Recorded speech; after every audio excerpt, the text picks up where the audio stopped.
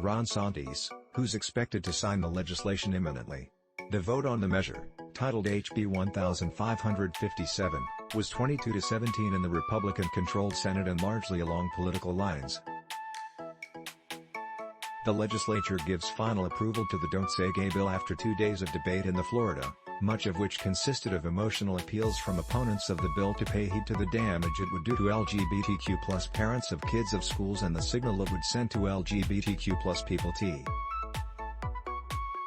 State Senator Jason Pizzo, D-Miami-Dade, said during the floor debate he's heard behind the scenes from some lawmakers in the Florida legislature they're actually not okay with the legislation even though they intend to vote for it. Yesterday while walking by, I asked a couple members from the other side of the aisle, "Are you really okay with this bill?"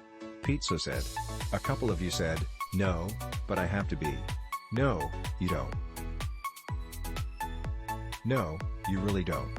Despite the insistence from supporters the bill is limited in nature, Pizzo said he had asked a colleague whether or not the legislation would bar students from forming an LGBTQ-supportive club and couldn't get an answer. "We have failed as a legislature if hundreds of kids street." Key portions of the Don't Say Gay bill reveal the potential penalty for the slightest hint of talk about LGBTQ+ kids and families in schools.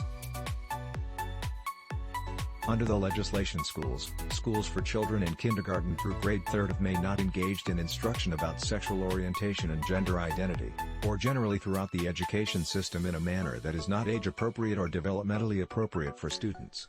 Although Amit Paley, CEO of LGBTQ+ youth group the Trevor Project, has been organizing advocacy against the legislation renewed its opposition to the bill in a statement upon Senate passage.